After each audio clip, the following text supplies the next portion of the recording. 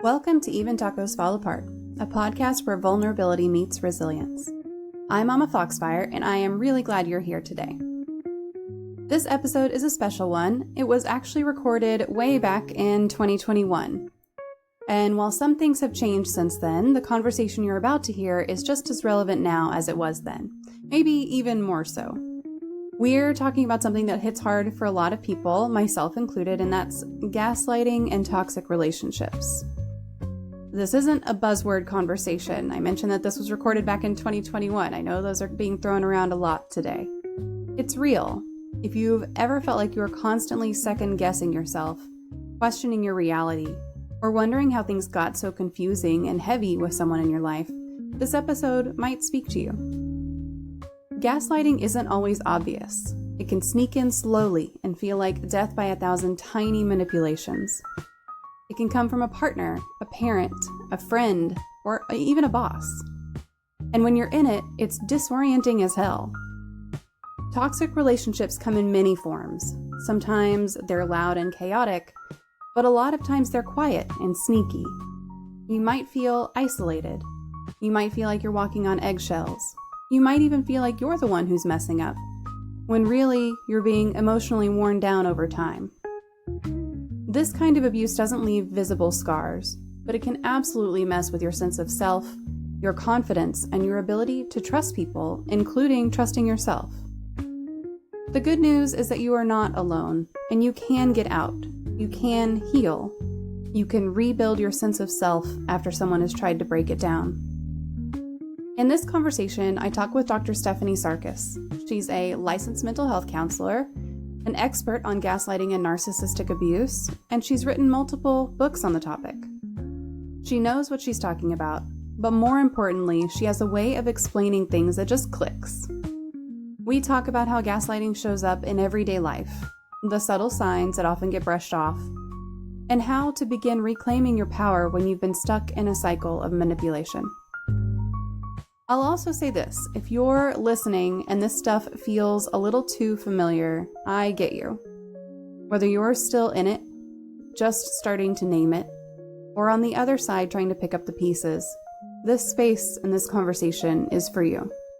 You deserve peace, you deserve clarity, and you deserve to feel like yourself again.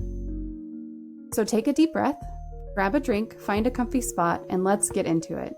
Here's my interview with Dr. Stephanie Sarkis, recorded in 2021 on gaslighting and toxic relationships. Happy Monday, everybody. I hope y'all are doing great today. We are here with another Mental Health Monday. This is Stephanie Sarkis. I'm super pumped to have her here to talk about toxic relationships and gaslighting. And I just bumped my mic and it made it go loose. And of course I did, because that's how we do here. Yo, Bite Mark, how are you today? Thank you for being here. Appreciate you. I do have a question queue open, so if you have any questions, exclamation point, the letter Q, type your question, it'll pop it into a queue, and I'll make sure to ask it of our guest here. Stephanie's a psychotherapist specializing in anxiety, gaslighting, narcissistic abuse, and ADHD. She's the author of several books. I do have links, including best-selling Gaslighting, Recognizing Manipulative and Emotionally Abusive People and Break Free. Dr. Sarkis is a national certified counselor, licensed mental health counselor, American Mental Health Counselors Association diplomat, and a Florida Supreme Court certified family and circuit mediator. She's been in private practice for 20 years. She's a senior contributor for Forbes and is also a contributor to Psychology Today and host of the Talking Brains podcast. Yes, I have a link for that too. Based in Tampa, Florida. So let me get you some of these links. Thank you so much, Puck, for that. I appreciate it. Here's some links to Twitter, website, direct link to Talking Brains, which is also on the website as well. And then a Goodreads link to the book if you want to check it out. I added it to my list because it sounds like a good read. So if you have any questions, again, type them into chat, into the question queue, and we'll get going here. But thank you so much, Stephanie, for being here today with us. I appreciate you taking the time. Thank you for inviting me. Absolutely. So that, I mean, as you can tell from the bio there, you have a lot going on, from being a counselor, a mediator, writing best-selling books, which is a challenge in itself that I don't even begin to imagine how difficult it is to write a book.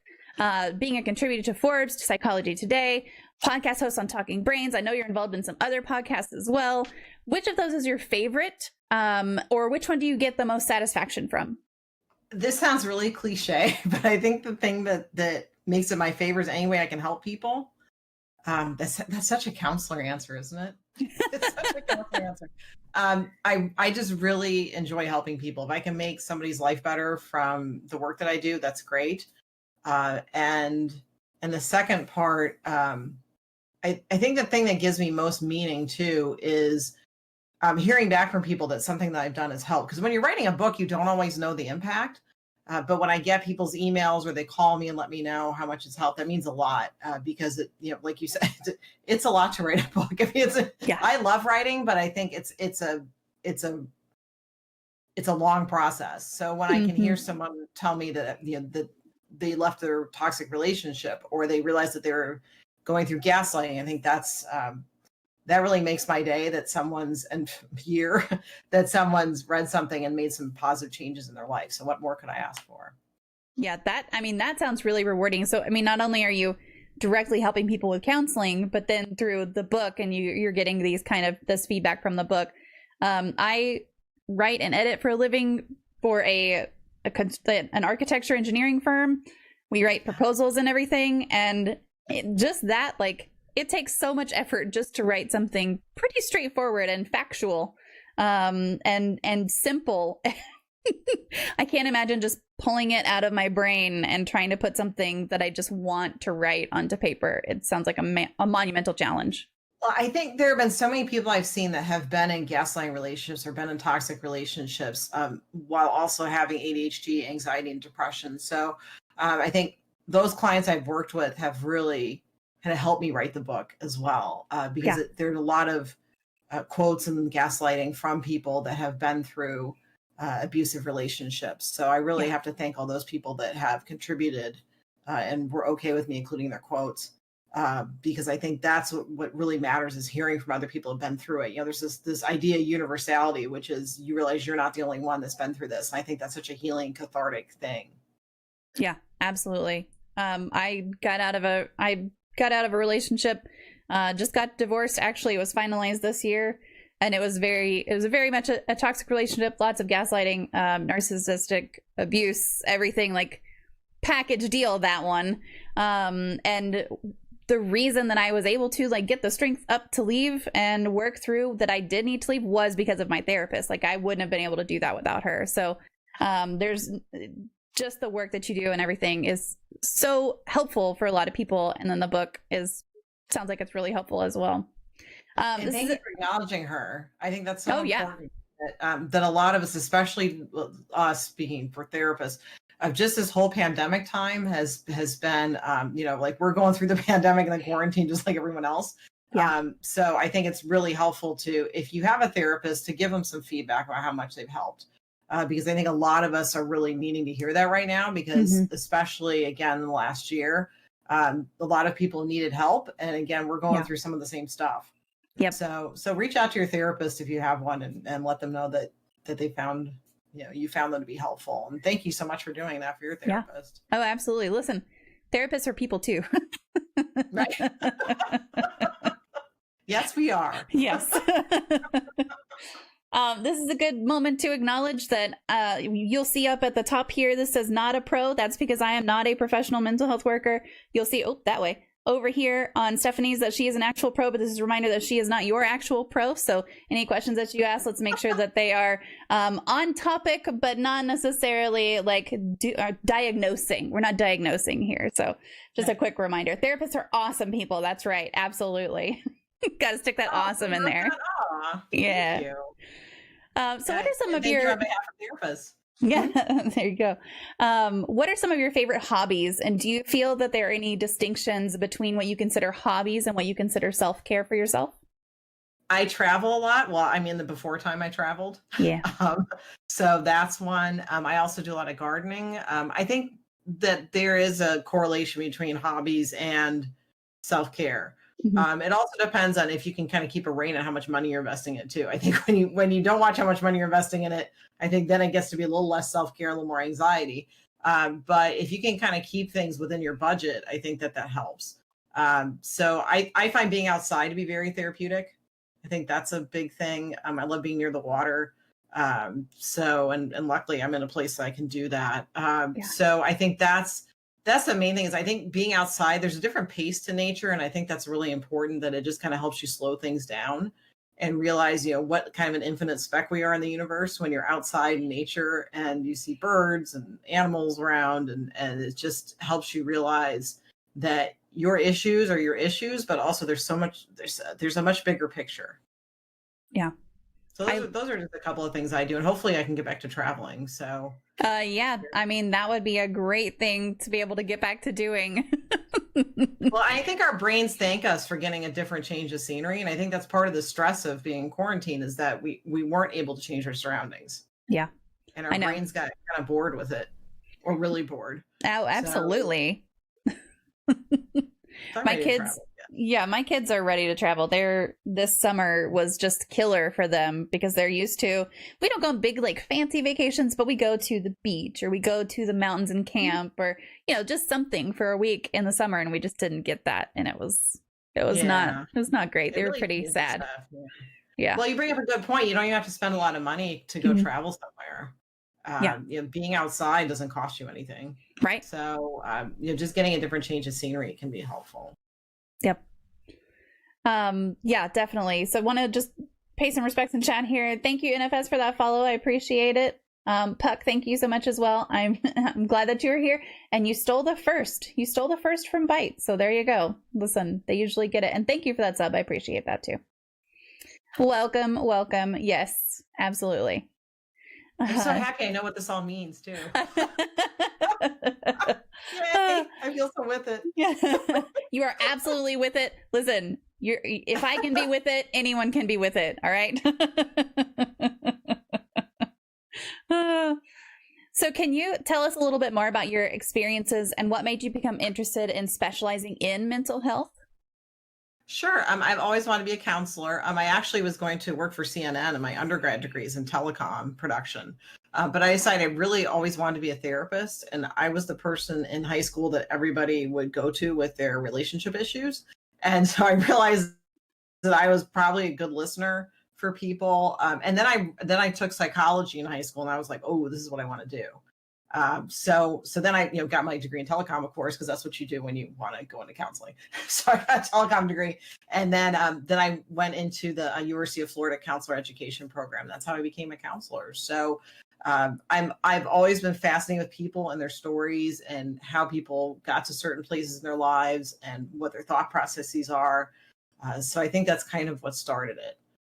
And just also my family, ADHD, anxiety, probably the stuff a lot of people have in their families.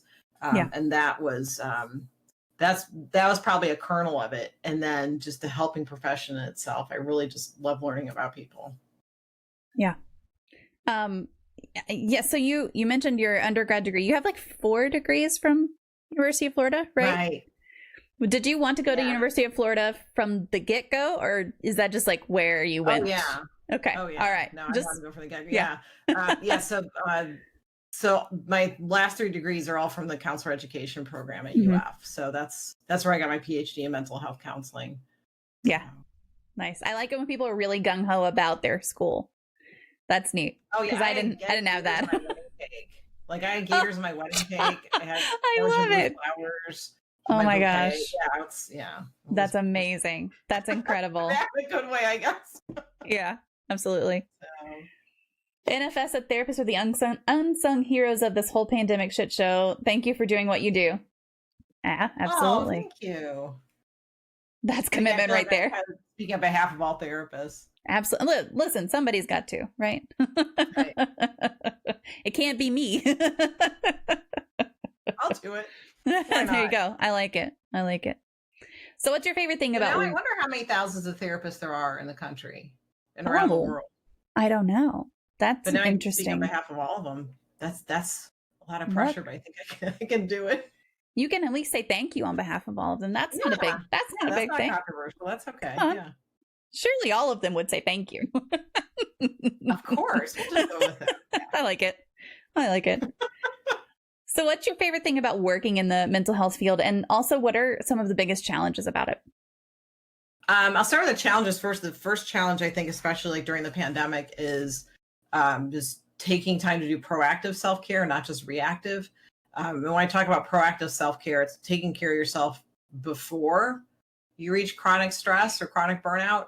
And then reactive is, oh, I've hit a roadblock. I need to start taking care of myself. So I think that's the biggest challenge, making sure you're out ahead of the stress and also knowing how to leave stuff, and kind of not detach, but kind of leave stuff and then go about your day.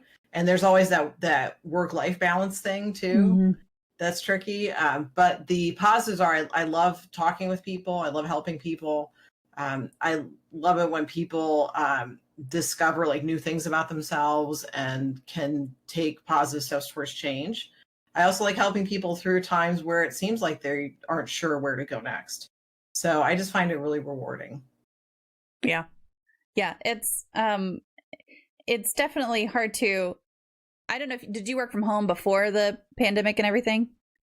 Or were you in an office? Somewhat, but now I'm completely from home. And so Yeah. my commute is, instead of an hour, it's now like 30 seconds, which I like. And I found that is clients nice. like it too, because you can have your cat or dog with you while you're doing therapy. Like that guy over there. And there's your Doge right there. So yeah, I think a lot of people have liked it. And I think out of my clients, I've only had a couple people request to be seen in person when I start doing that, if I start doing that again. Yeah. So a vast majority of people really like doing telehealth. Yeah. Yeah. I think the part of that I don't like is that you were talking about leaving it, leaving like that separation of work life. Like that's just gone. It's like, I can't leave it because I can just sit here and send emails all night. Well, I think, and the last tricky part about working from home too, right, is that it's hard to have the demarcation between work and home. Yeah, right. And that's been tricky for a lot of people. And I think a lot of people have had, working from home is great, but I think at the same time, we have to kind of look at how much time are we devoting to each thing. And it's really easy to get online and start, tippy tapping out some emails or doing something. We need to just take some time out for ourselves. Oh yeah, for sure. It's usually good to have like a solid, stop time. Like I'm stopping at 9:30, whatever.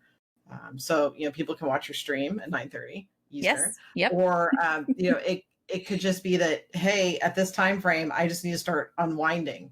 I need to start, slowing down my work. Maybe just not going cold turkey, but at least, I'm only going to do this, this, and this, and then be done. But I think that's something we really need to check in with ourselves and make sure that we're pacing ourselves. Because it's really easy to get hyper-focused and go, oh, I've answered one email. Now I'm going to answer like 500 more. So we need to take a step back and make sure that what we're doing is in our best interest. All right. We're going to stop talking about me now. And we're going to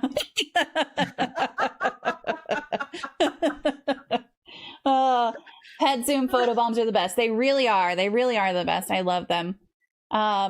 So Jamie has a question. What are some early signs in a relationship that may indicate a narcissist? I think we can save that for in just a minute. We're gonna get to a little bit of gaslighting and everything. I think we'll save that for just a minute. But I want to ask this next question first because it's our question here, right? But do you have a serial killer or true crime story that fascinates you? Betty Broderick. And actually I had the opportunity to be interviewed for, USA did the, and Bravo did the TV series, or I think it was a TV movie about Betty Broderick. And I was interviewed for the podcast to accompany the show, talking about gaslighting from that perspective. And so that was really fascinating to not only be able to know the story, but also to be able to, consult about it and talk a little bit about how emotional abuse played into it, and not in the way that people may have expected. That I know that Betty Broderick's story is that she underwent emotional abuse, and that she was justified. I put in quotes. But when you start picking apart things, you see how her ex-husband and his wife cannot speak for themselves, right? Right. So yeah. When you look at the behavior that she had towards them, which is something that, obviously she doesn't talk about, it's pretty frightening.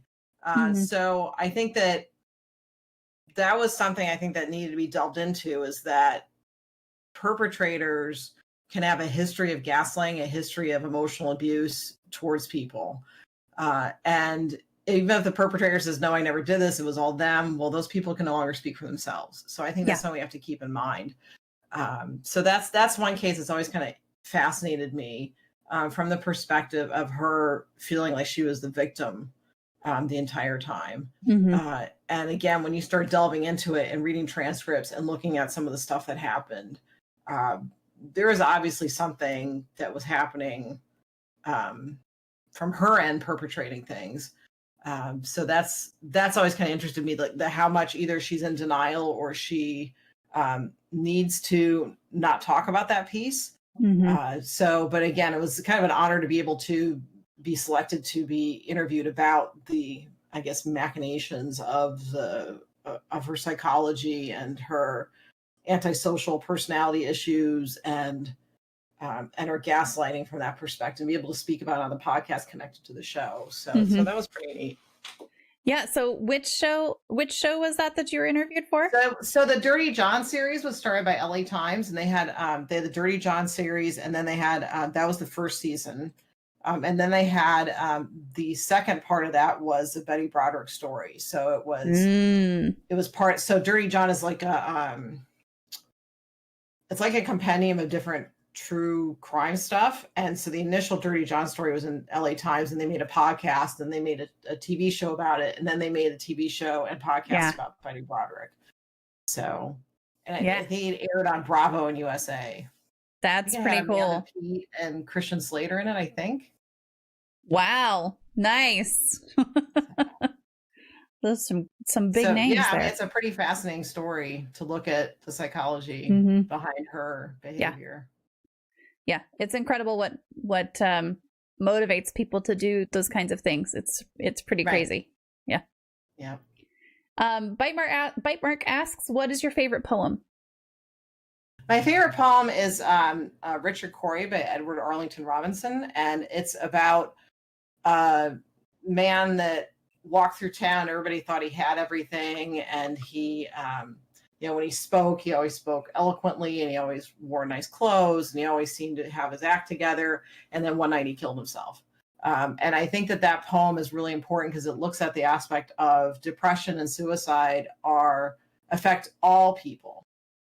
Not just certain segments of our population. You may think that someone is doing really well and has their act together and seems pretty happy, but we never really know what's going on behind the scenes.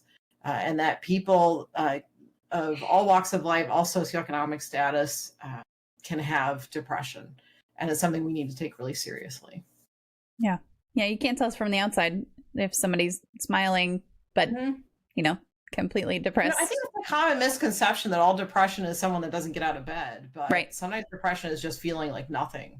Yeah. Yep. So we've got a couple of questions from chat here. So NFS says, what does healing look like for one who is on the receiving end of manipulation and emotional abuse?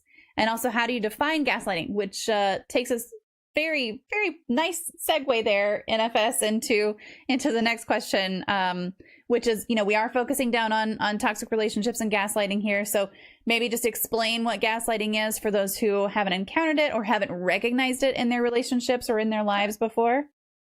Sure. Gaslighting is a form of emotional abuse, and the purpose is to keep you off kilter and question your reality. So a gaslighter might say to you, what you saw and heard isn't what you saw and heard. Or they may hide your belongings on you and tell you that you're irresponsible and you can't, control your own stuff. They may cut you off financially and then blame you for it. They may pit people against you and lie to you and say, well, your sister said this about you, so you're angry with your sister, when in fact the gaslighter completely lied about it. They also will love bomb you in the beginning of a relationship, which means it's not just, that kind of in the beginning of a relationship where it's all sunshine and butterflies. This is going above and beyond. You're the most important person I've ever met. Let's move in together. It's the first date, that kind of stuff. And then what happens is after they know that they've got their hooks in you, then they start devaluing you. So there's idealizing you, putting you up on the pedestal, and then you fall off the pedestal, and it's a long way down. So that's where you can all of a sudden go from doing no wrong to doing no right. And it's very confusing because you can't figure out why was everything great. It must be me that caused this to happen, that all of a sudden now I can't do anything right. And then eventually the gaslighter discards you, which means they get into chronic infidelity, or they will, you try to leave, they try to what's called hoover you back in or suck you back in because their narcissistic supply is running low. Mm-hmm. So it's a pattern of, again, idealizing, devaluing, and then discard.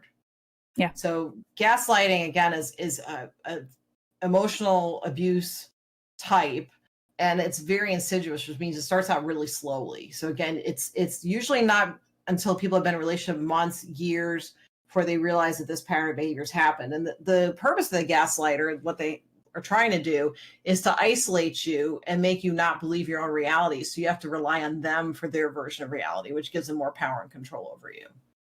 Yeah. I never said that. Yeah, exactly. Yeah. That's a great, that's a great one. That's a good one. Mm-hmm. I never said that. Yeah. That's one of them for how sure. to heal from it, right? Mm-hmm. That was the Yep. second. Okay. Yep. What does healing look like for one who's on the receiving end of manipulation and emotional abuse? Yeah. So it's actually my upcoming book is going to be on recovering from toxic relationships. And that is, if you can cut off all contact, which is tricky if you have kids with a gaslighter, but if you don't, if you can cut off all contact and go what I call radio silence, block their emails, block their phone, tell your friends and family that you don't want to talk about them because the gaslighter will try to talk to you through them. Those are called flying monkeys, named after the flying monkeys in Wizard of Oz sending messages. So you want to make sure that people know that that is a no-fly zone for you, that you're not going to talk about that person. However, if you do have kids with a gaslighter, it's tricky to just cut them off. You really can't do that a lot of times. So instead, if you get a really strict parenting plan and even meet with a parent coordinator, because co-parenting with someone that's a gaslighter or narcissist is really difficult because they will try to bend rules. They will try to, if they have 30, if you have to wait like 30 minutes before you can leave and then you get time sharing for that night, they'll show up at like 29 minutes and 59 seconds. Right. So, they do stuff like push the boundaries of your parenting plan. So it's really important to get a really airtight, watertight, whatever word it is, parenting plan to make sure that everything is followed. And sometimes people have to do what's called a capsulated parenting style, which means you co-parent completely individually and you only check in with each other about emergencies or about any changes in exchange of children. Yeah. So that's a capsulated parenting approach. There's a couple episodes in Talking Brain podcast where I interview a parent coordinator or a psychologist about how to co-parent with a narcissist, because again, it gets really tricky. In cases where you are able to separate completely from someone, I advise you do that. You shut off all contact and don't look back. You may not even be able to do a closure. You may just have to just kind of drop off and rebuild. Because again, the hoovering process is very strong, and gaslighters will tell you whatever it is to bring you back in. And they'll tell you that everything's going to change, but pay attention to what they're doing, not what they're saying. Because what they're saying is virtually meaningless. It's what they do. And what you'll find is if you are sucked back in this relationship, the pathology starts almost immediately, and then it just gets worse. Mm-hmm. And also gaslighting is a kind of a gateway to eventually physical abuse. And as we all know, that can be lethal. So it's really important that we start paying attention early on to signs of emotional abuse, because that's usually where the abuse starts. Yeah. NFS said in their case, it was a parent. Yeah. So what do you recommend if it's a parent-child relationship where that's occurring? So if it's an adult child, you have to really consider whether you want to limit contact or cut off contact. And I don't say that lightly because I know that's difficult for a lot of people. I know, especially people sometimes will tell me, well, I don't think that I have a right to cut off contact with my parent. I need to be there for them. But if your parent's abusive towards you, then that's something that you really have to look at. It might be better for you to cut off contact or limit it. And that's okay. You're allowed to not have contact with your abuser. And I'll say that again, you're allowed to not have contact with your abuser. You are allowed to, and you have every right to not have contact with that person that's hurt you. I think that's something we really need to remember, because I know people will tell you, well, it's your parent. You should be nice to your parent. You should take care of your parents. Not necessarily. That doesn't apply to all cases. Sometimes you do need to have that distance. You need to have that cutoff in communication in order for you to heal. And I always recommend therapy too, because when parents are behaving like that, it can really do a number on us. So I think it's really important to talk with someone about it, because there's a lot of guilt and shame that gaslighters perpetrate upon their kids, upon their partners. And I think that's where it's important to talk with someone about that cycle of guilt and shame that they have perpetuated. Yeah. And that you don't have to own that. Right. Right. A lot of guilt and shame comes with that. Absolutely. But okay, so the thing that always sticks in my mind, and I will say I have a great relationship with my parents. So this is easy for me to say, okay? But like, you didn't pick your parents, you didn't choose your parents, you didn't get to pick your parents. You don't technically owe them anything at all. They owe you everything because they brought you into the world, right? That's, like I said, way easy for me to say because I have a wonderful relationship with my parents. I do want to go back to something that you said earlier about the parenting piece, because what I have in place is that, like, I don't interact with him at all. He picks up from school, and that's where the switch is. Like, he picks him up after school on a certain day. Mm-hmm. And I think that's really something that's important. So if you have to interact with another parent who has that pattern of abuse and pattern of gaslighting, what are some things that you can do to kind of protect yourself and then also protect your child at the same time? I think working with a parent coordinator is really good because there are some things you are going to have to negotiate. And when you talk through a parent coordinator, I think it's a lot easier to get those accomplished, especially if a gaslighter or narcissist is trying to fight you just for the sake of fighting you. Mm-hmm. I think it's also important to limit how you communicate. There are apps like Our Family Wizard, and I knew I was going to forget the other one. If I remembered one, I was going to forget the other one. Our Family Wizard, there's one more too. Oh, Talking Parents. Those are two apps where you can talk through those apps, and they timestamp everything. They record everything. Oh, wow. They tell you when the communication's been read. And that's a lower stress version of communicating. I'm not going to say it's no stress, because there's always some kind of stress when you're co-parenting with a narcissist or gaslighter. But I think that keeps things much more likely to be on an even keel if it's mm-hmm. through an app that you can submit those messages to your attorney if need be, or to the court. Because talking on the phone just usually devolves into, there's shaming and it's really hard to keep your composure when you've got someone personally attacking you.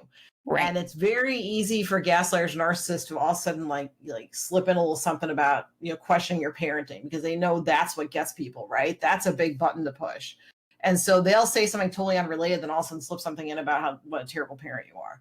So it's really important to do that on an app instead. You can have that put in your parenting agreement that you will only communicate on an app, and you specify what app. Mm-hmm. They also, I think it's on Talking Parents, they have a tone detector that will tell you if what you're typing is too kind of inflammatory, and it doesn't stop you from sending it, but at least gives a tells you, right? It gives a moment to say, maybe I shouldn't be saying that.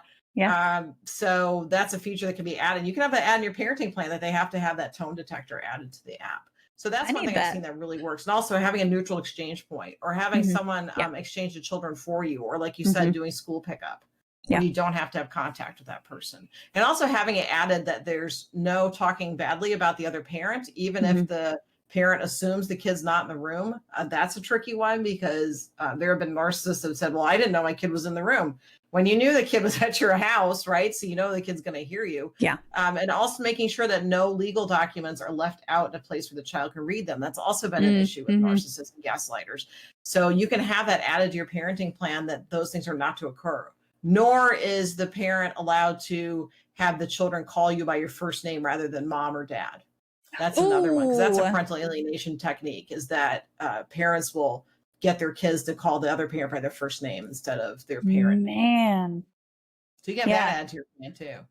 Boy, that's one I didn't even think of. I have, so I will say that the no disparaging remarks one, that's impossible to enforce. It's absolutely impossible. Unfortunately, I need this tone detector stuff built up.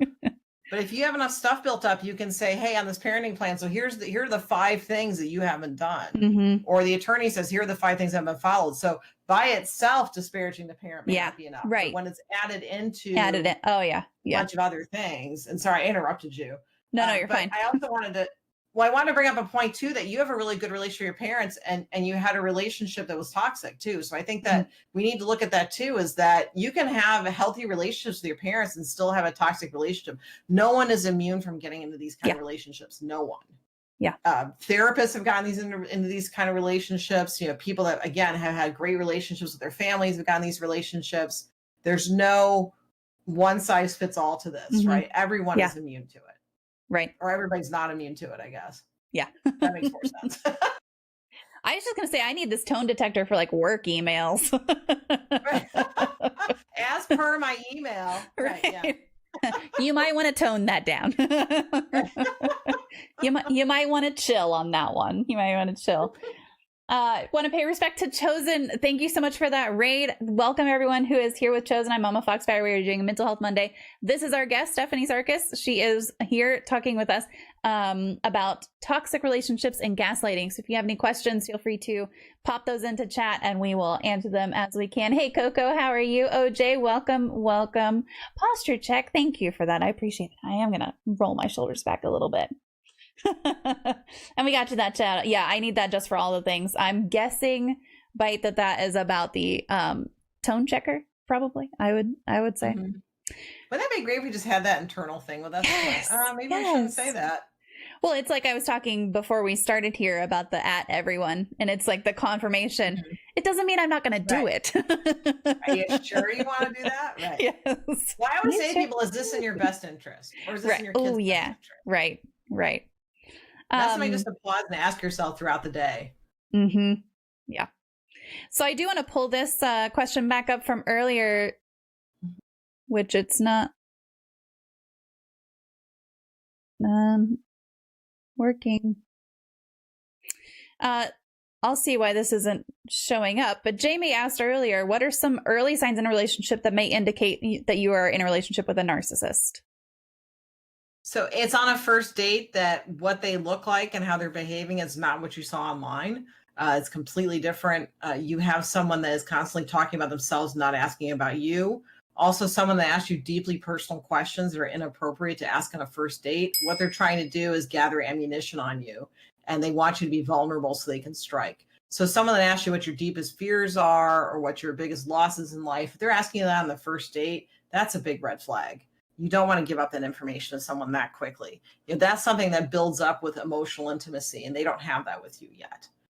Also, any signs of them disparaging their ex or their parents, usually the appropriate response is just to say it didn't work out. And again, once you get to know someone better down the line, you can talk about those things, but not on a first date. So you can tell a lot of things just by the very beginning of meeting someone. Also, how do they treat wait staff? How do they treat people that they feel are beneath them? And you'll see that people will be rude to wait staff. They will yell at them. This is the kind of person you do not want another date with. And I think part of our tendency as people is that if we're on a date somewhere, we don't want to be rude and just leave. But that's what you have to do, because the more that you spend time with this person, every minute that passes by, you're more likely to get into a relationship with this person. So you need to just excuse yourself and leave. You put some money on the table and go. So this type of person, again, is trying to get their claws in you. And again, one of the ways they do that is start asking deeply personal questions. And then you feel like you've given up a piece of yourself. So you're more likely to, again, stick with them.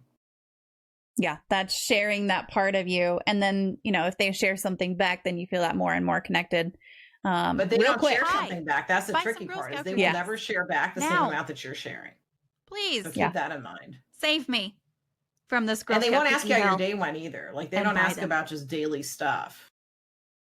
Because they don't really care.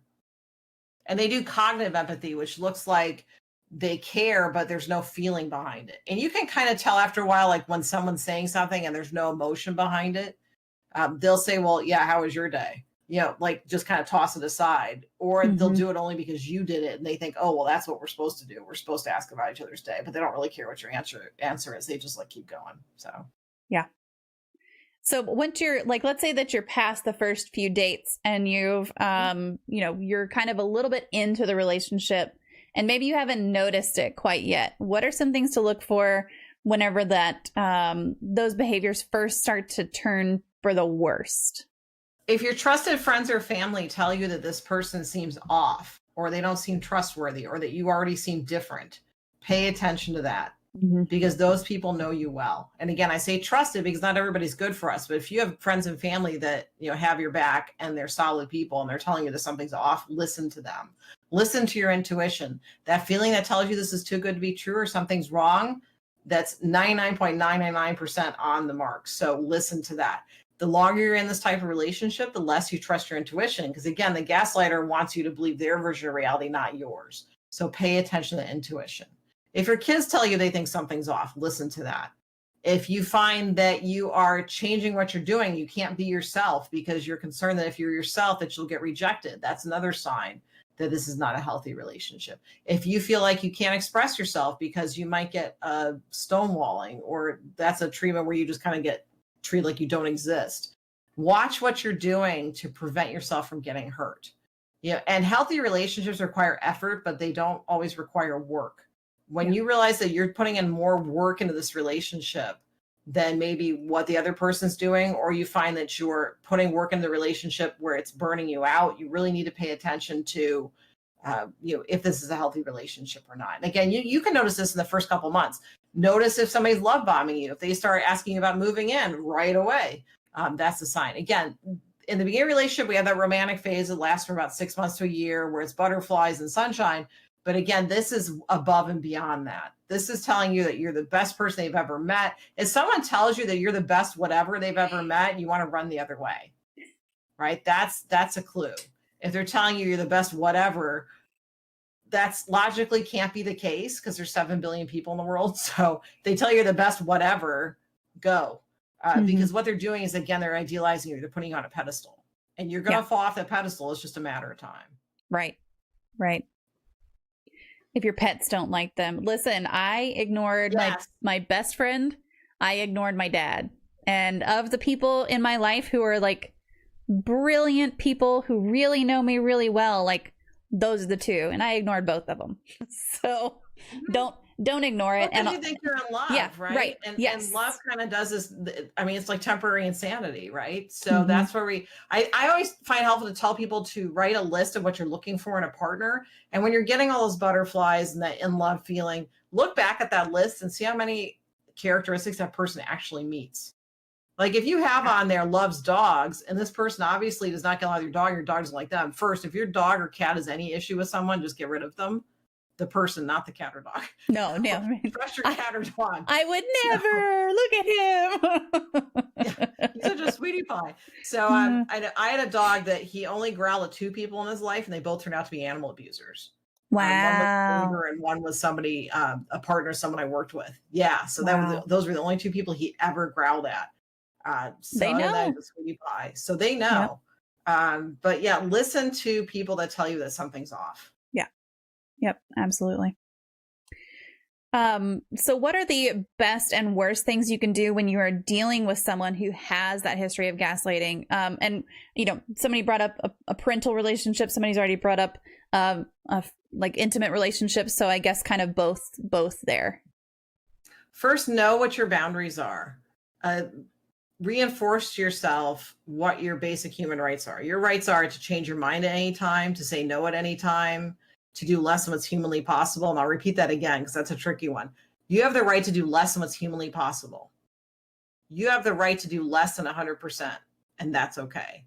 You also have the right to feel safe. I think we really need to remember what those rights are. And you have the right to say no without feeling guilty. That's another part too. You have the right to say no without someone shaming you or making you feel guilty. So keep that in mind. Good boundaries. How do you treat yourself when you're with this person? Because you're number one. You have to treat yourself well and take care of yourself, or our relationships just don't work as well, right? We have to make sure that we're practicing good self-care. So if you're working with someone that has gaslit you, again, it's really important to practice good self-care. Talk to a therapist, because some of the stuff people go through in these types of relationships is pretty icky stuff. I can't think of a better word than icky, but it really helps to talk with someone that's a neutral third party.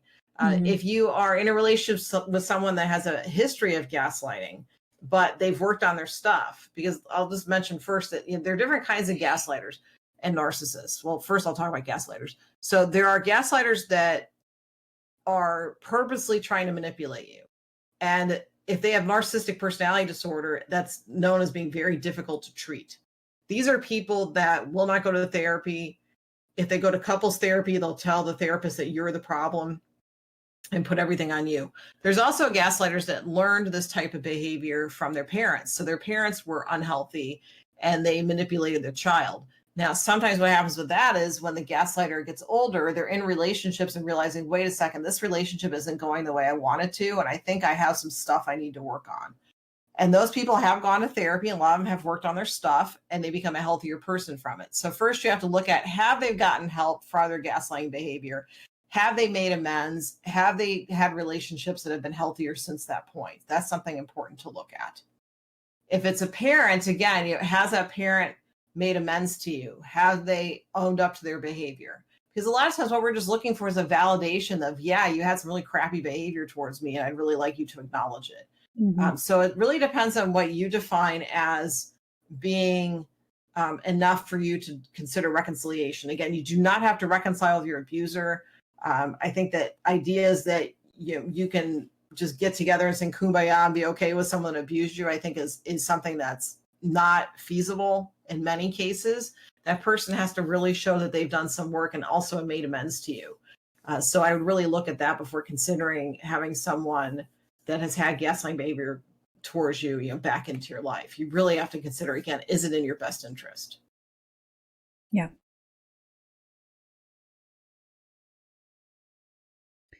So what are some common misconceptions you hear from clients about their own past or even current relationships where gaslighting was frequent?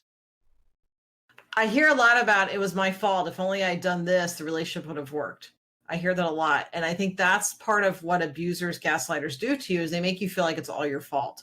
Again, if you go to couples therapy, this person will tell the therapist, you are the problem, that they are not the problem. You are 100% the problem. And logically, that cannot be the case, right? When you have two people in a relationship, never is it always one person's fault, right? And I'm talking about healthy relationships.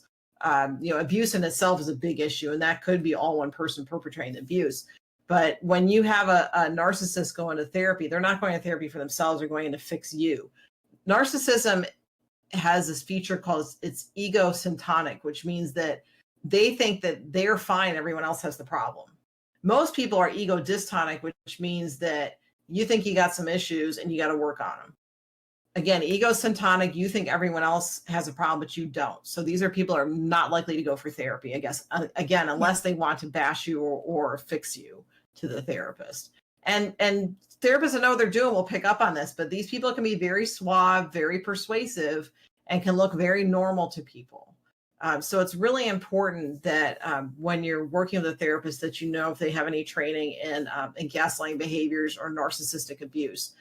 Because it can be really tricky. These people are really good at it. If you've been in a relationship with one, you know how tricky and good they are at fooling people into thinking that they're okay.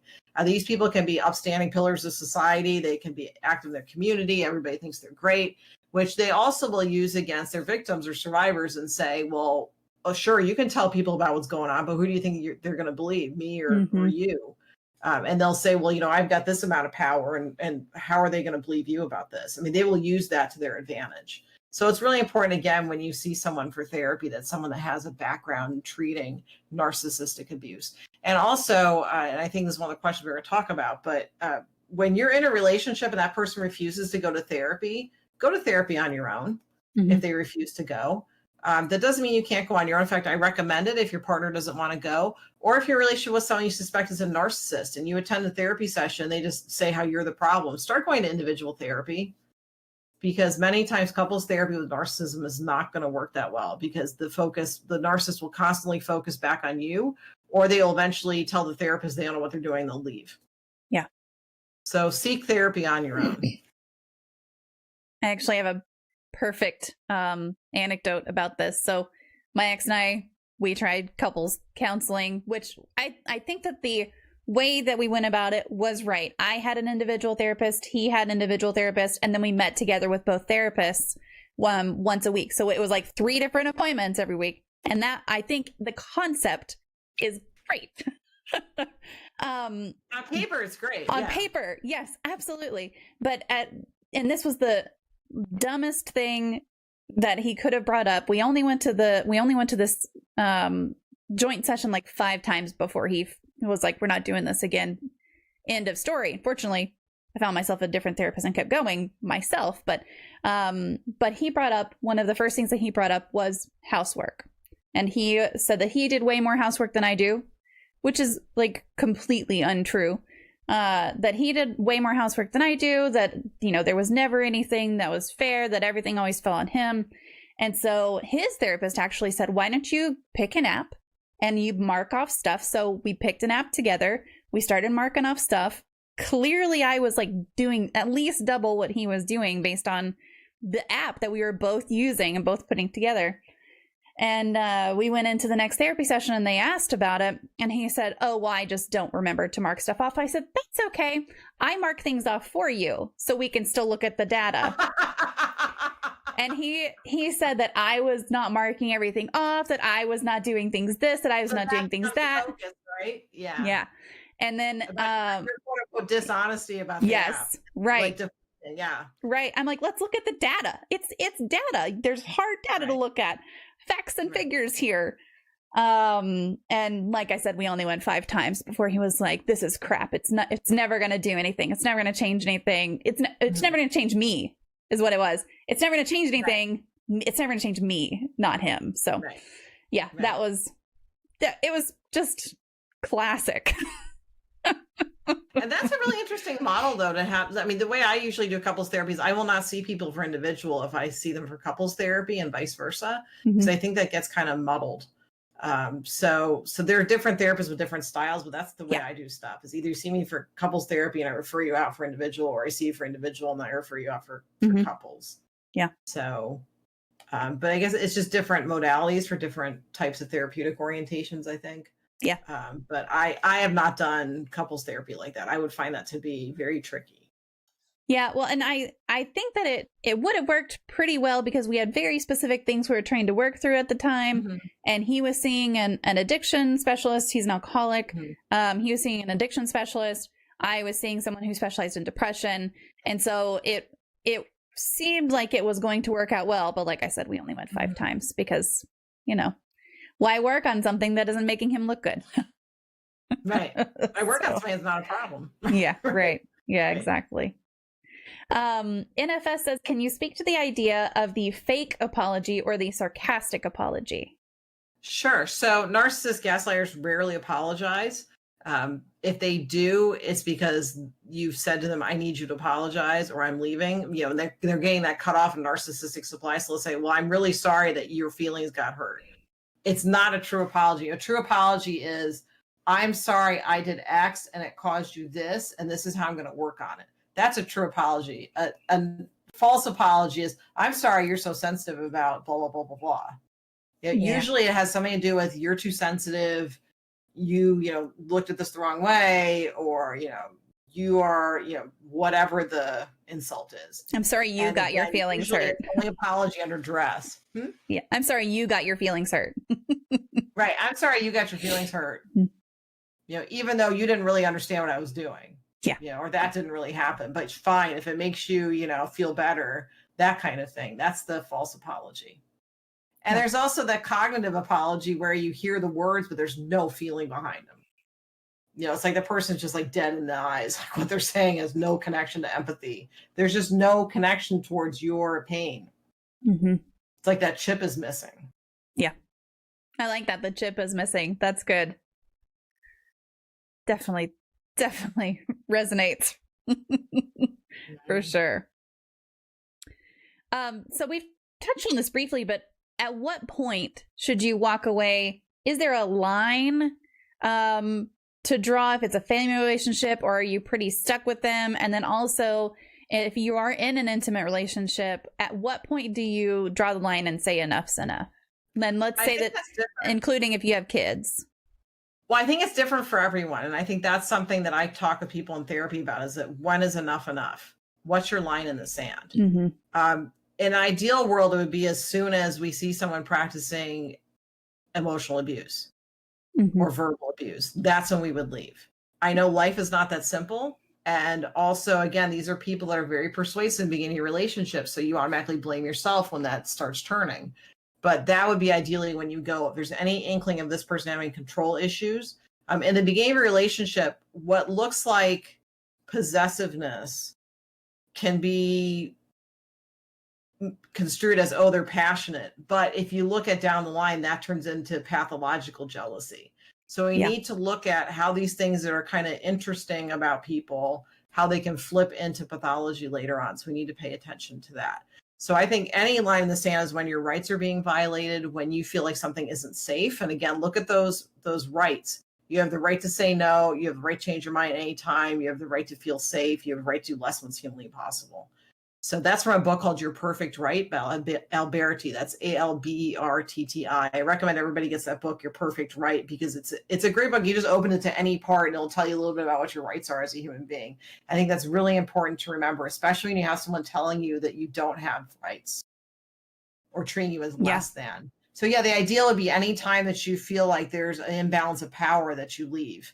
Again, it's not that easy because this is a slow buildup of this. But usually, again, you'll see the transition go from emotional, verbal abuse, financial, economic abuse, sexual abuse, physical abuse. And again, this is lethal. So again, this is usually the first stage of multi-step abuse. And I think there's this common misconception that when you first meet somebody, they start physical abuse right away. And that's not how this works. This is a buildup to that.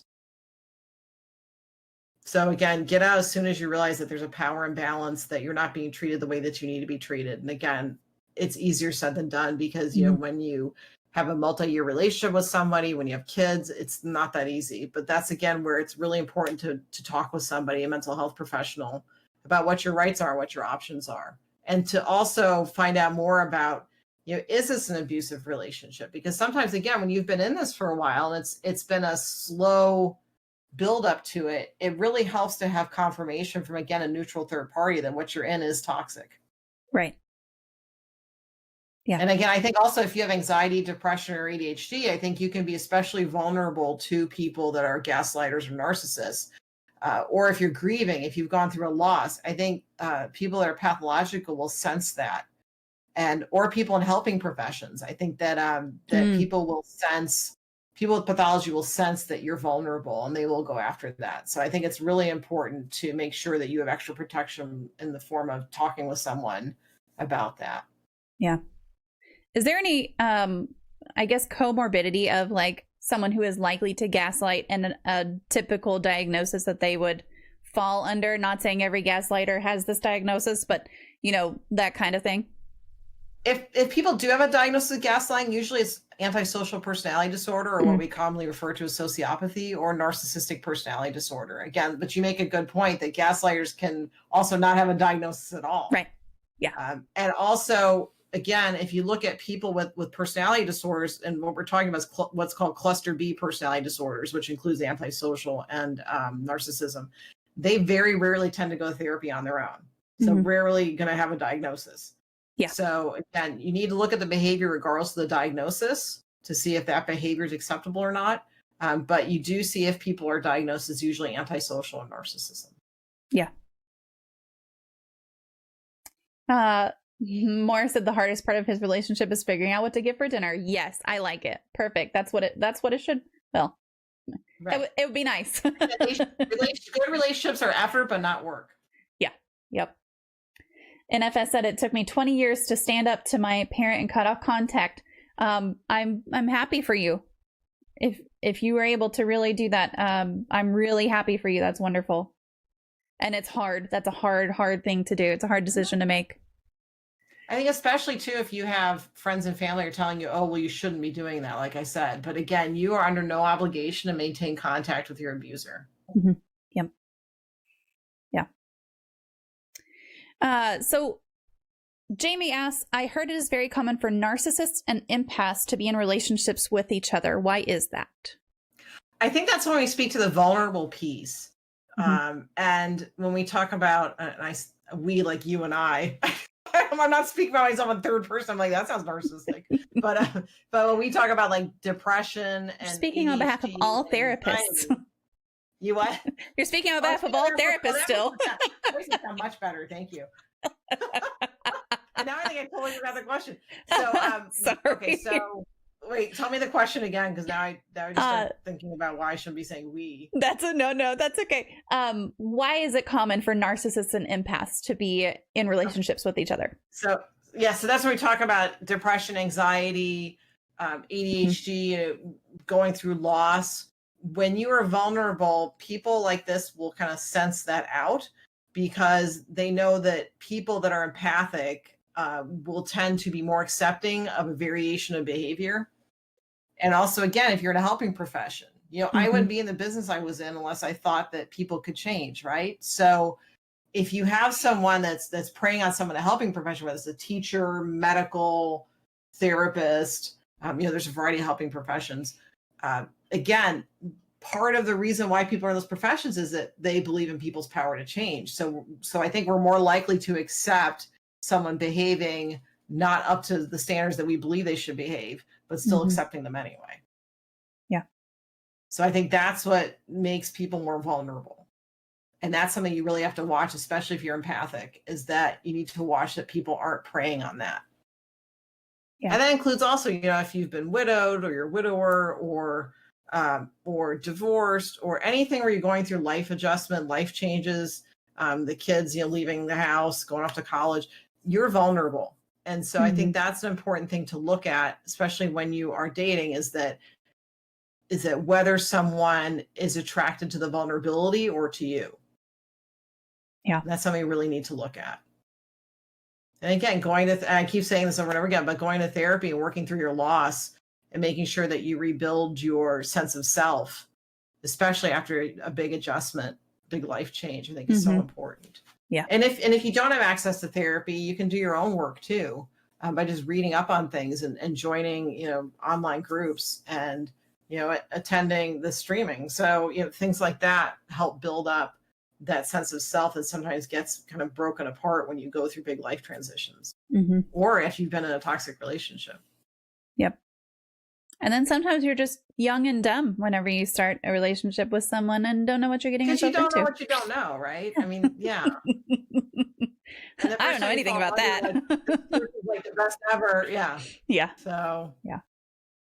So again, get that list together of things you're looking for in somebody and look at that list when you are feeling butterflies and like you're on cloud 9. Look at that list and see, does this person really meet all this stuff? Yeah. And get specific on that list. Again, likes dogs. Right. Has a good relationship with her kids.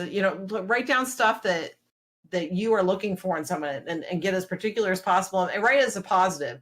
Instead of doesn't speak badly to me, you can say, well, it speaks respectfully to me, right? Turn it into a positive. And again, look at that list when you feel like you've temporarily lost sanity because you're in love with this person. Look at that. And that can be a real reality check for you. Yeah. Yep. It helps get our logical part of our brain running when the emotion part's taken over. Not that I'm anywhere close to even wanting to date anyone again, but I think that's something that I should do. I should put together a list of things that someone has to, or not has to, but that someone ideally would have. That's a great idea. Well, it also speaks to a point too that everybody's on their own time frame after they've gone through a separation, divorce, death of a spouse, and we don't have the right to tell people what the right time frame is. Right. Yeah. If someone wants to date right away, they have that right. If they don't want to date right away, they have that right too. And I think we really need to loosen up on this idea that people should be doing things at certain time frames. Oh yeah. It's when you're ready to do those things. Yeah. We were watching Once Upon a Time, and if you haven't seen that show, it's not good after a certain point, but my 14-year-old and I did watch it all the way through, and we were watching the very last season, and at one point there's this young girl who's talking to her mom who is divorced, and the young girl says, well, Mom, why haven't you started dating yet? And my 14-year-old looked at me and goes, yeah, Mom. I was like, hold on. Hold on. Because life, that's why. Yeah, right. Because I don't wanna right now. Right. How about that? Right. How about that? Yeah.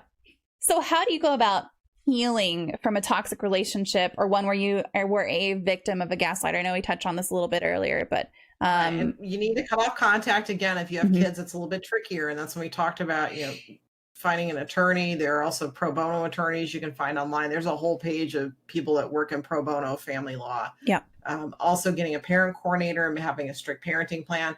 If you are able to cut off contact, make sure you maintain that no contact, because again, they will try to get in contact with you because they've lost their narcissistic supply. They will send, again, flying monkeys, people to draw you I love back that. in. And they'll also tell you everything that you wanted to hear during the relationship. Sure, we'll get married. Sure, we'll travel. Sure, we'll do, all the things that you wanted to do during the relationship, but they never, had time to do with you, or whatever it is, whatever their excuse was.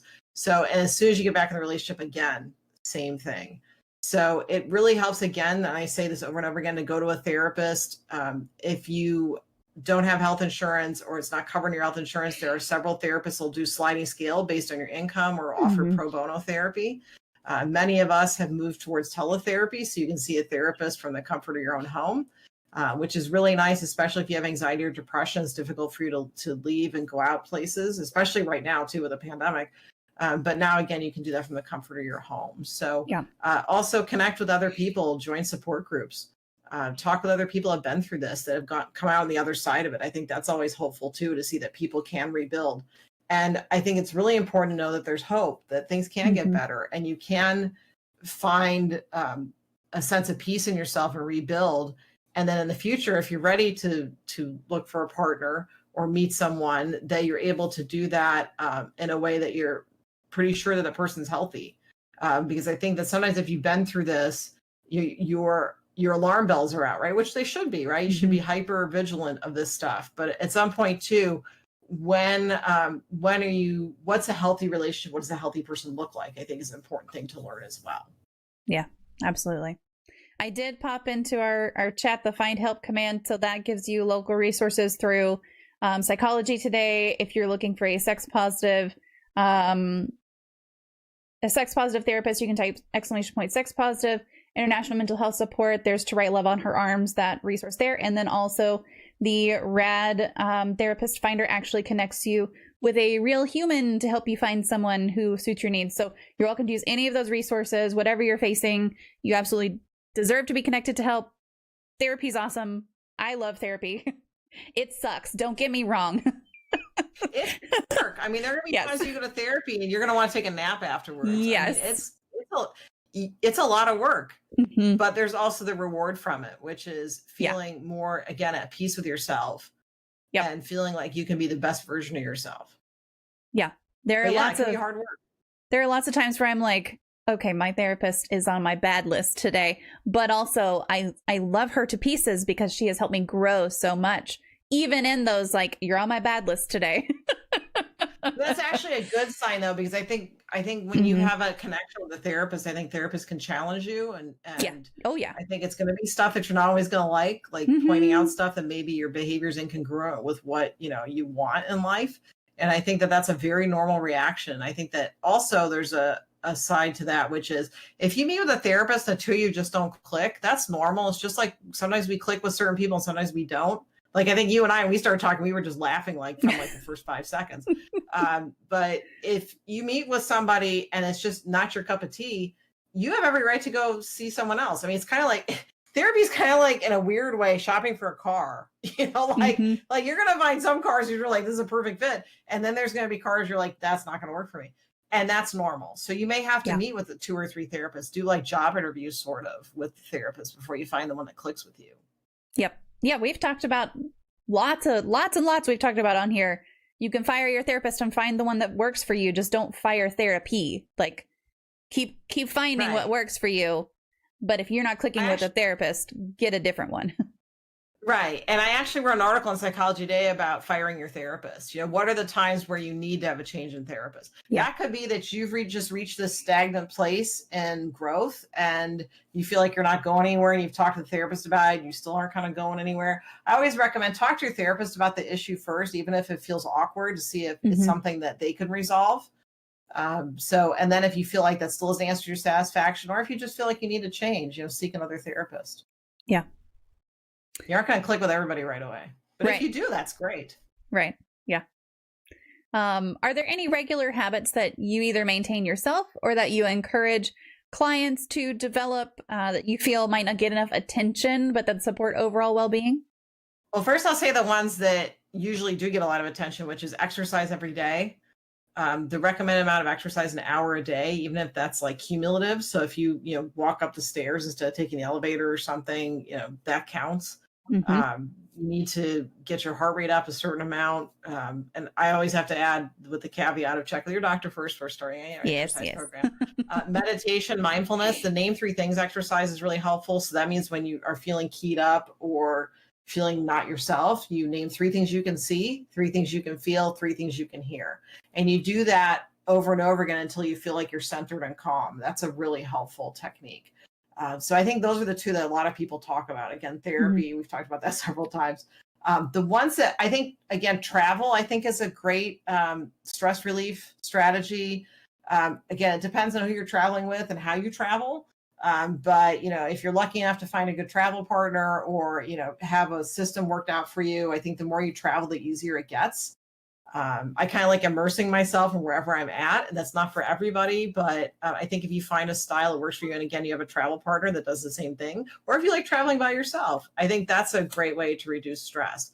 I think another one is the social aspect, which I'm kind of like right on the line between introvert and extrovert. So I like being around people, but I can also get peopled out. So I think it's really important to have social contact, but only to the extent that you are comfortable with. Because not all of us need to be around people to relax. Sometimes, like I like relaxing by being by myself. So Yeah. That's the definition of introvert, right? Is that it's not that they are shy, it's just they relax by being by themselves. So I think it's know how much social contact you need and know when you're reaching your limit of it too. I think that's important. Good sleep habits. That's a huge one. I think that we don't talk about that enough. Make sure that you're getting enough sleep. If you are trying different sleep habits, like getting to bed at the same time, you're doing some relaxation activity before bed, and you still aren't able to get to sleep, talk to your doctor. You may need some medicine just to help you get to sleep, at least get you on a healthy sleep cycle. Because when you're going through grief or stress and you're not getting enough sleep, it really makes it more difficult to process and to think clearly. Yeah. So it's always a good thing to reach out for help too. I think that's really important. Yeah. Well, So I mean, I'm sure there's some other ones, but those are the ones I think of off the bat. right. Well, and we talked about therapy. We talked about talking to your doctor about medications and stuff. Like, I feel like the important thing is to just make sure you're talking to everyone who is on your support team of health professionals, not just mental health. We talk a lot about mental health, but mental health and physical health tie to each other so closely a lot of the time. They're the same thing, yes, right? Because your brain is part of your body. So yeah, right. Well, exactly. So yeah, it's really important to make sure you're being honest with all of your mental health professional and all of your health professionals as well about what's going on in your life. So that's great. I think humor is really important too. That's a great stress reliever, and self-care is even just watching a funny movie, or there's got to be at least one friend that you have that just makes you laugh hysterically no matter what.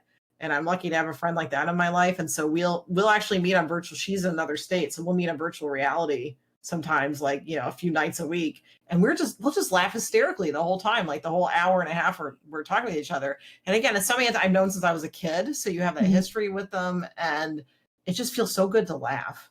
Yeah, and that gets your dopamine up and your serotonin. And again, just sometimes watching a funny movie can do that for you too. Yep. Yeah, earlier in chat they were talking about Bite said, I'm so glad I can come here for always seriousness. Some streams get silly sometimes, but not this one, not ever. And then, Moore said Friday streams. Like, yeah, no, we don't laugh here. That's not allowed.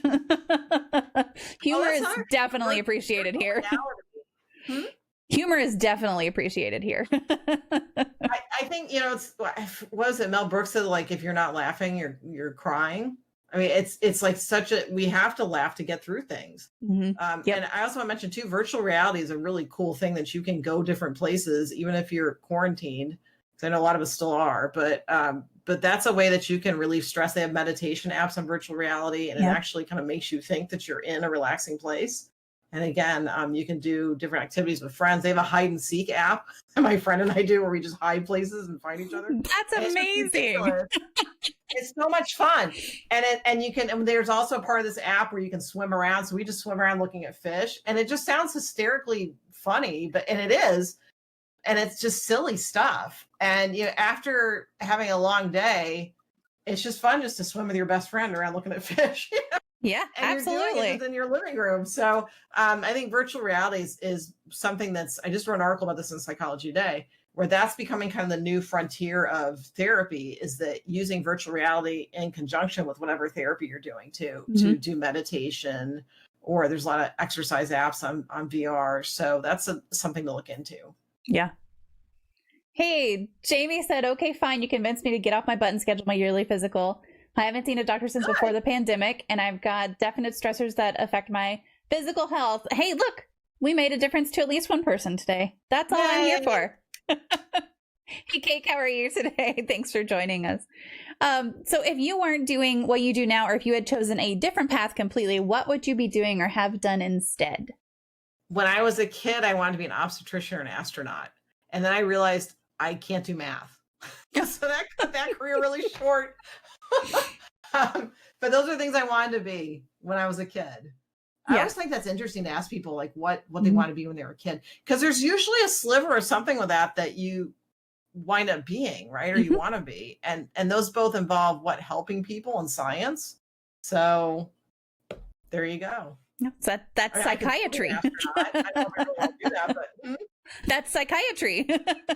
Helping people in science. Right. Yeah. I could still be an astronaut. I mean, it seems like a lot of work to be an astronaut, so I don't think I'd do that, but yeah, probably. Still pretty cool. I still like space stuff. So, I think that's also something too to look at is what excites you when you're a kid? What did you like to do? And that's something that you can get in touch with to have fun and just kind of, let go a little bit is what stuff did you like to do when you were a kid? And see if you can find a way to do that again. Yeah, like if have you like playing crap Legos, ton of get pets. yourself some Legos. Really, Yeah, I mean, get in touch with that fun part of you. Because again, these kind of relationships, the fun is sucked out of your life. So it's really important that we have fun just for fun's sake. Yeah. Well, and there's I keep seeing it on Pinterest, and I've seen it in Discord a couple times. I scroll Pinterest when I can't sleep, so that's a whole other issue. But but there's that's another streaming session. that's a whole other one. We're not talking about that. But there's this there's a couple things going around right now. I don't know, they're going around right now, but I keep seeing them. And it's about, do the thing that you couldn't do when you were a kid because your parents wouldn't do it for you. Like if they wouldn't let you get ice cream every week, go get ice cream. If they wouldn't let you buy those Legos, go buy those Legos and play with them. Like get in touch with your inner child. And there's nothing stopping you but yourself now as an adult. It's never too late to have a happy childhood. Yeah, absolutely. I think that's wonderful. Okay, so it is time for our Disney/magic moment. And if you thought that I didn't have my wand today, you were sorely wrong. So I have my magic wand today. I have this is my magic wand. It's time for, so Bite Mark actually in the chat got it for me and sent it to me. So this is, yes, so nice. Because every stream I do a magic moment where I'm going to give you the power to eliminate one common misconception, opinion, theory surrounding mental health, mental illnesses, disabilities, or talking about mental health. And I'm just going to wave this. And now you get to tell us what it is that you're fixing. Okay. I think I'm going to fix the conception that seeking help means you're weak. I think seeking help is a sign of strength, that you know yourself and you know that there's some work that needs to be done. And I think that that's pretty courageous, that people are reaching out to other people for guidance. So that's what I would change is that conception. Misconception. I think that's absolutely wonderful. It really is. Yep. You are not an island. I was just talking about that with a friend earlier. Like you're not on an island by yourself ever, even though like you are, you're not. Right. Even though we're in a pandemic and a lot of us really do feel like we are on our own islands by ourselves. Like and I know you're absolutely not. Make you feel like you're on your own island too. And I think that's how depression lies to you. Yeah. But yeah, you are definitely not alone. Yep, absolutely. With that, we're kind of going to wrap up the interview here, but chat, if you have any more questions for our guests tonight, feel free to type them into the window there and put them in, and I will ask them. While we are waiting on the community to ask any remaining questions, I'll just open it up to you. Oh, you know what? I'm so sorry. We do have one other question. Okay. And that is, what is your day-to-day experience like as a therapist? And what was your experience like when you were in school to become one? Oh, wow. I guess let's start with the current, like what my day-to-day like schedule is like, maybe. I have a mix of talking with clients, and then I also am working on my book, and then I write articles, and then I also do the podcast. So I really like my schedule. I always want to be my own boss, which I get to do. So I can do a whole bunch of different things during the day. I have a pretty varied schedule. When I was in training, I think the thing that stuck out in my mind is the first time we actually saw people. I think we were all terrified that we were going to mess people up, which I think we all had that fear. And I've heard that from people that prescribe too. Like the first time they prescribed medicine, they thought they were going to do it completely wrong. And I think most people just want to be heard. Most people just want to be heard and validated. So I think that's the thing that I walked away from training with, amongst a lot of other stuff, is that, and I think people that are starting out therapy should be a little cautious, or a lot cautious about when they first meet with people. But again, I think the biggest thing is people just want to be heard. Mm-hmm. They want to be seen. And again, day-to-day life, I have a really nice blend of different things that I do. And I'm super fortunate that I have the job that I have. Yeah. So I think that kind of answers the question, maybe. Yeah, I think so. Okay. I just want to say welcome to folks who came in here with that raid with Brian. Thank you so much for that. Appreciate it. Hope y'all are doing great tonight. And then chat, if you have any other questions, like I said, just put them into the window there. We'll get them asked. But I will turn it over to you and just say if there's anything we didn't cover that you want to talk about, anything that you want to recommend, websites, anything. I will pop your links into chat one more time for those who weren't here at the beginning. But I'll just open it up to you and let you take over. Well, I think first it's important to remember there's always hope. There's always a solution out there. The types of therapy I practice are cognitive behavioral therapy, dialectical behavior therapy, solution-focused therapy. So I think if you want to look up anything about those, and again, you can do a lot of really good work on your own too, if you're not ready for therapy, or you just don't want to get into it yet. But I would really recommend talking to a mental health professional. I want to be very clear that you want to make sure that person's licensed. Mm-hmm. You want to make sure, that they have experience in what you're seeking help for. You can get referrals from people in the community. I think that can be really helpful. Referrals from trusted family and friends. Let's see, my website, stephaniesarkis.com, that has links to all the different things I'm at, all the social media, all that stuff. So I think that's the most important thing, is that there's help available. Mm-hmm. And to reach out to your resources. And it can be really uncomfortable and awkward to do it at first, but the more you reach out, I think the easier it gets. Yeah, absolutely. I put your links back in here. So if you're looking for Stephanie's website or anything, it's right there. Links to her book as well. And then also the links to all of the Therapy Finder stuff that we have linked in chat. And Bite Mark said, thank you so much for being here. And I just appreciate it. Frost actually added a quote that says it's never too late to have a happy childhood with your name and the date. So, thank you. So we've got that in here now too. Thank you. Thanks for sticking around for that conversation with Dr. Sarkis. I know some of what we covered today wasn't light. Talking about gaslighting, narcissistic abuse, and toxic relationships can hit really close to home for a lot of us. If you're sitting with big feelings right now, you are not alone. This stuff is real, and it's really messy. It can take a while to even admit that it's happening, let alone figure out what to do about it. What I love about this conversation is how Stephanie broke things down in a way that's easy to understand, but doesn't sugarcoat anything. Whether it's a partner who's constantly shifting blame, a parent who's always making you question your memories, or even a coworker who twists every story to make themselves look good. Gaslighting isn't just something that shows up in extreme situations. It's something a lot of people are dealing with quietly every single day. You don't owe anyone access to you just because they've always had it. You're allowed to walk away. You're allowed to set boundaries. You are allowed to protect your peace, even if other people don't understand it, especially if they don't understand it. If you recognized pieces of your own story in this episode, I hope it helped you feel a little less alone, and maybe even gave you some words for what you've been experiencing. Whether you're still in the middle of it or you've already walked away, I want to remind you that healing isn't linear, and you don't have to do it perfectly. You're doing your best, and that is what matters. If this episode resonated with you, please take a second to like, subscribe, or follow the show on whatever platform you're listening on.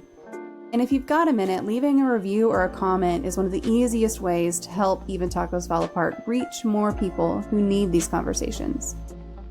You can also follow me on social media. I am MommaFoxFire everywhere.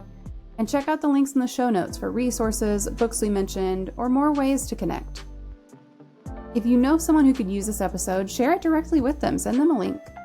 Sometimes hearing a conversation like this at the right moment can make a huge difference. All right, y'all, until next time, take care of yourself, be kind to your brain, and remember, even tacos fall apart, and we still love them when they do.